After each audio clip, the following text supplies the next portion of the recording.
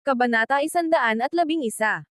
Ang task force na ito, mula ngayon ay binibinyagan ko, ang mga mangangabayo ng Khan. Hindi kailangang marami sila, ngunit dapat mayroon silang diwa ng labanan, lakas ng mga mandirigma, at determinasyon ng mga general. Nagsalita si Zephyr. Kayang-kaya ng Khan ang mga table tasks, at nagbabahagi ng mga diskarte para sanayin sila. Mayroon din kaming armas para tulungan sila. Patuloy niya. Oo, magandang ideya ito. Kailangan ng Khan ng puwersang tulad nito. Sabi ni Spout habang tumatango. Naunawaan niya ang layunin ni Zephyr, sa pagpapakilos ng task force, hindi na kailangang mag-alala ang Khan sa kanilang solididad. Sa katunayan, sumasang-ayon ako sa planong ito, kapaki-pakinabang ang isang task force. Tumanggo ang isang pinuno ng Khan. Sa task force na ito, magiging mas malakas ang pananakot natin sa iba. Walang maglalakas loob na salungatin tayo. Dagdag pa ng isa. Dapat nating ipakita kung gaano kalakas ang mga mangangabayo ng Khan. Ang mga pinuno ng Khan ay matatalinong tao, agad nilang kinilala ang karunungan sa plano ni Zephyr. Tumanggo si Zephyr sa kanilang pagkakaisa. Sa kanilang pagsang-ayon sa planong ito, maaari niyang iwan ang Starlight ng mas madali para sa Intercity Tournament. Gayunpaman, maaaring mahirap isagawa iyon, pagbabahagi ni Spout habang nakakunot ang kanyang mga kilay.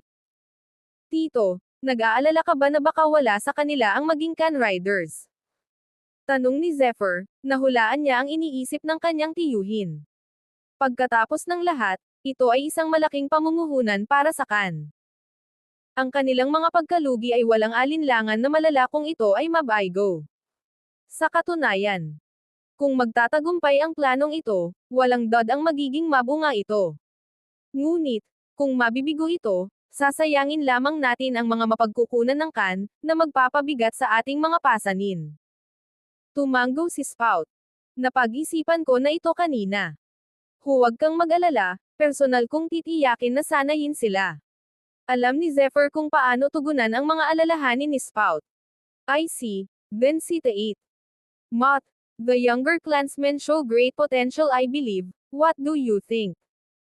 Tanong ni Spout sa pinunong tumabi sa kanya. Si Mott Khan ay ang managerial leader ng Khan, na may malawak na kapangyarihan. Isang tapat na angkan sa puso, siya ay wala kong pamilyar sa kanyang mga tauhan. Aking Panginoon, mayroon kaming maraming mga kabataang angkan, na talagang bumuti ng husto sa mga table task ng balanse. Mahirap pumili ng tama, sagot ni Mott, na malalim ang iniisip. P. Ang lahat ay nasa sabik, dahil alam nila na ang sinumang personal na sinanay ni Zephyr ay walang alinlangan na mapapabuti ng husto. Ito ay naayos na kung gayon. Ikaw na ang bahala sa pagpili. Piliin mo ang pinakamahusay sa pinakamahusay, ito ay isang mahalagang bagay. Dapat kang maging patas, hindi kailanman kinikilingan o gaaman. Utos ng Spout. Naiintindihan. Sumaludo si Mott. Kung tutuusin, paano masisira ng isang tapat na Khan na tulad ni Mott ang kinabukasan ng Khan sa ilalim ng banig? Kasunod nito, kailangang pag-usapan ng mas detalyado ang usapin bago umalis ang mga dumalo. Tanging sina Zephyr at Spout ang naiwan para pag-usapan pa ang iba pang mga bagay. Hindi. Kahit nasanay siya, masyadong maikli ang fuse niya, hindi angkop para dito. Wave. Siya ay matyaga, at handang matuto, ngunit sa kasamaang palad ay hindi siya ganoong kasanayan, kahit na maaari kong muling isaalang-alang sa karagdagang talakayan. Naisip ni Mott sa kanyang sarili pabalik sa kanyang bahay, nagsasala sa mga kandidato. Hindi ito madaling gawain, kahit na nakaikot na siya sa ilang kandidato, kailangan pa rin niyang salin muli ang kanyang mga kandidato. Bukod sa kasanayan, mahalaga rin ang karakter. Pagkatapos ng lahat, kahit na may mahusay na kasanayan, ang isang bulok na tao ay maaaring ikumpromiso ang Khan at ang kanilang mga depensa. Natural, gusto ni Mott na iwasan iyon. Hoy, gabi na, bakit hindi ka nagdi-dinner? Isang mahinang boses ang tumawag, ito ang nagpaalis kay Mott sa kanyang pag-iisip. Isang kaakit-akit na babae ang pumasok sa kanyang silid, at mainit na tinanong muli si Mott. Ito ang asawa ni Mott, kahit na siya ay isang dekada o higit pa sa kanyang junior. Siya ay uri ng isang trepeyo na asawa para kay Mott sa kasong ito. Binigyan ako ng Panginoong Kan ng isang gawain na pumili ng mga angkop na kandidato para sa isang task force. Ito ay isang mahusay na gawain, isang nangangailangan ng aking buong atensyon, sagot ni Mott, walang pakialam kung alam niya o hindi, maaga o huli ay gagawin pa rin nilang lahat. Bukod dito, ang kanyang asawa ay hindi kailanman nag-abala sa mga gawain ni Kan.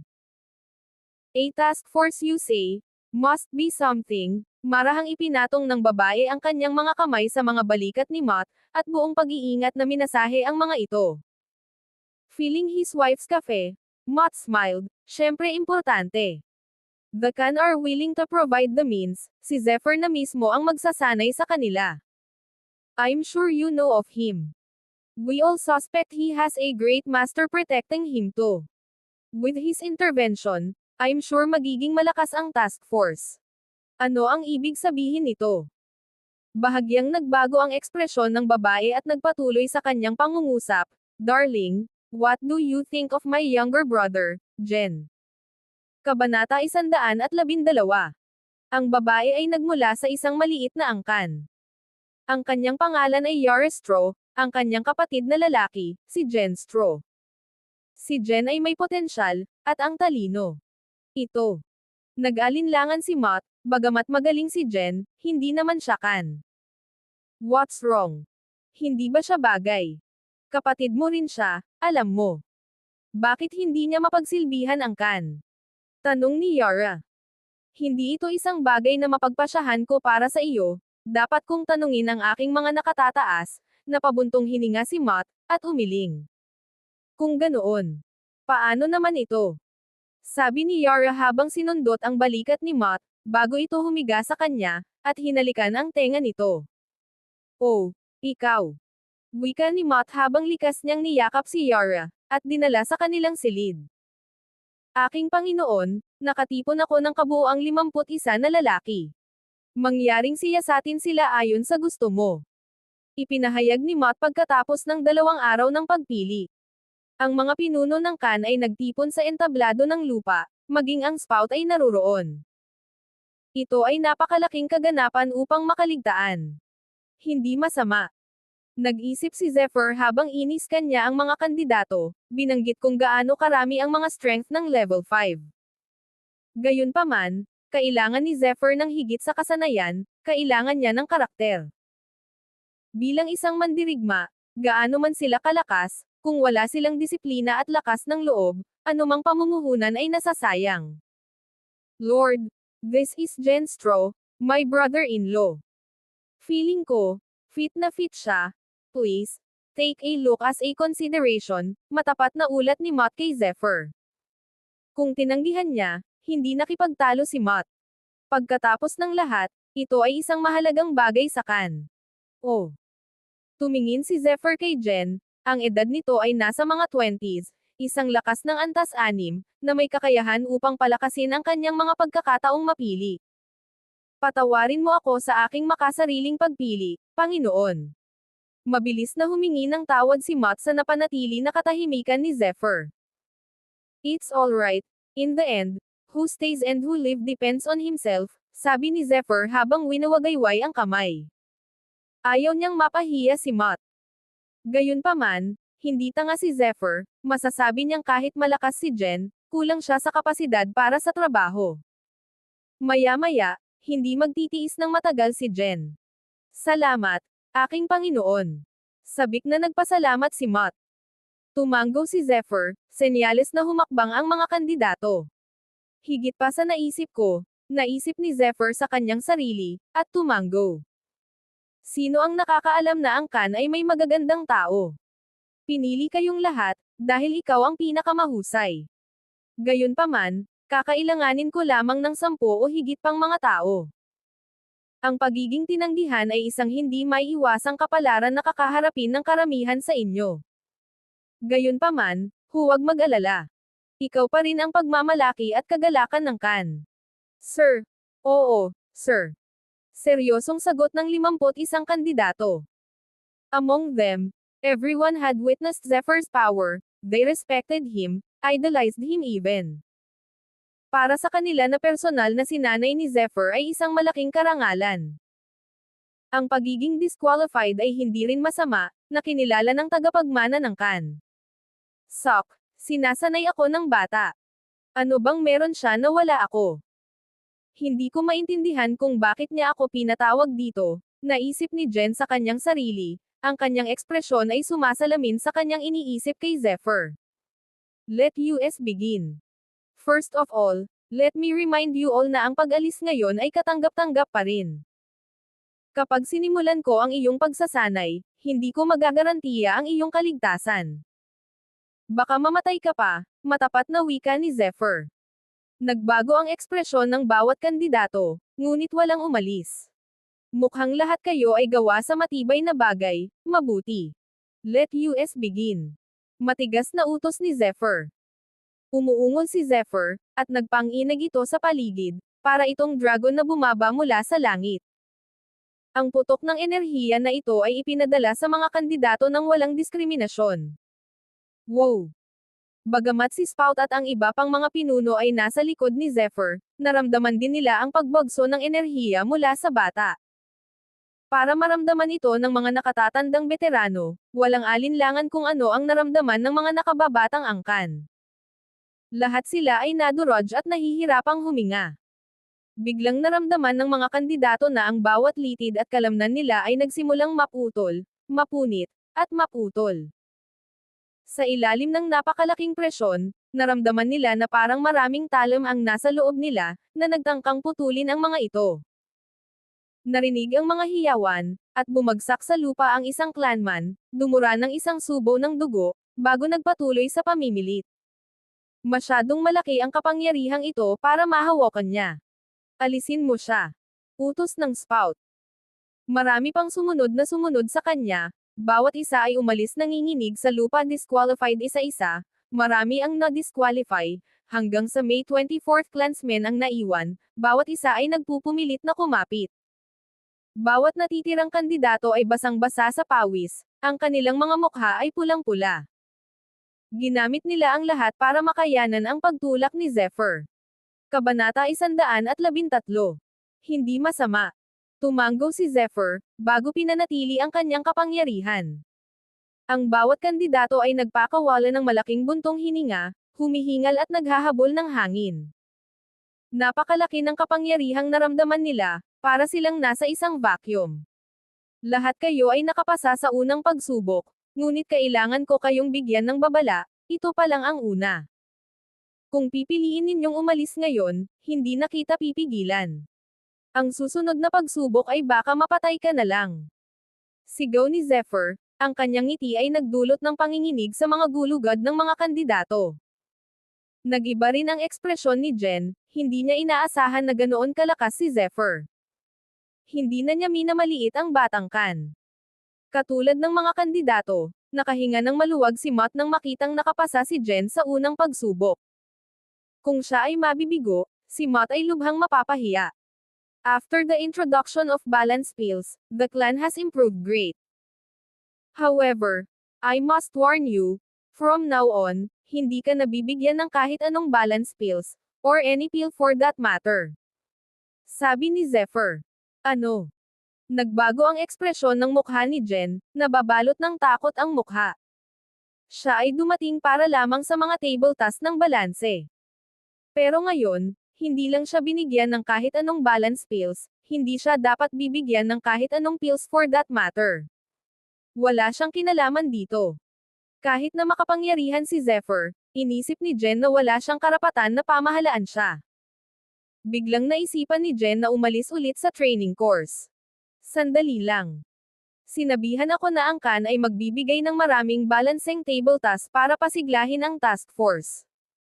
Ginagalit ba ako nitong dude? Isip niya habang nakatingin kay Zephyr. Kahit na hindi ako tumanggap ng anumang mga table task, I would happily serve you my lord.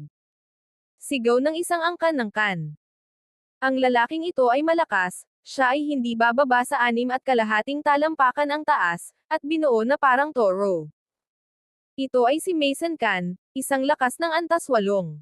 Siya ay may potensyal na maging isang pinuno ng Kan. Tama. Hindi kami sumusuko. Nagsalita ang isa pang Kan, sa pagkakataong ito ay galing kay Leo Kan. Siya ay katamtaman sa kanyang husay, pagiging isang lakas lamang ng antas 6, ngunit ang kanyang espiritu sa pakikipaglaban ay kinilala ni Zephyr.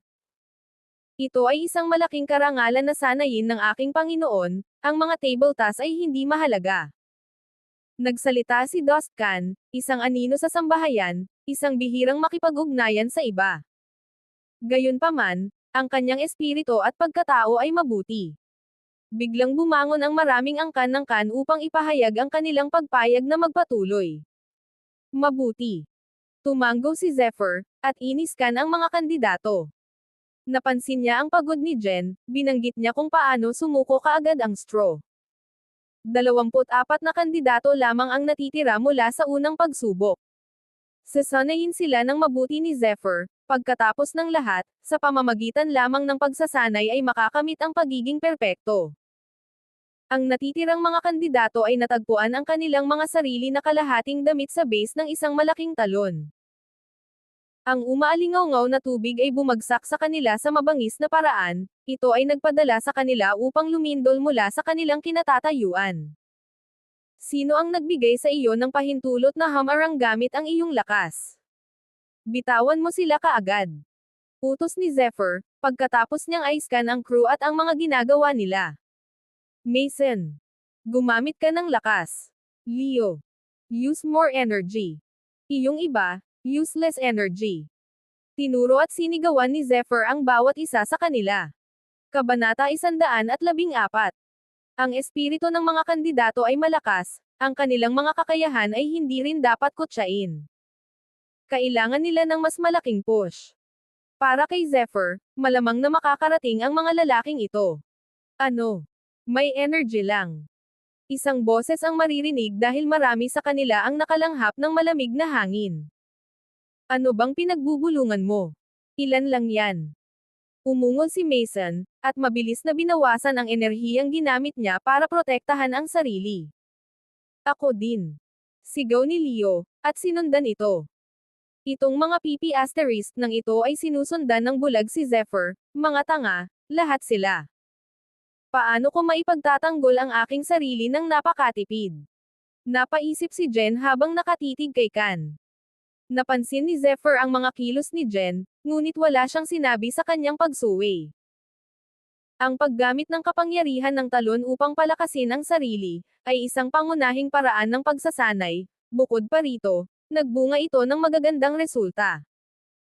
Gayunpaman, hindi ito ipaalam ni Zephyr kay Jen. Kung ang isang tao ay hindi kukuha ng pagkakataon na mapabuti ang kanilang sarili, ano ang silbi nila? Pagkatapos ng lahat, kung walang tamang pag-iisip, paano nila makakamit ang mas mataas na antas? Pagkatapos ng 5 araw ng matinding pagsasanay, ang bawat aktibidad ay mas malala kaysa sa nakaraan, inutusan sila ni Zephyr na huwag gumamit ng anumang enerhiya.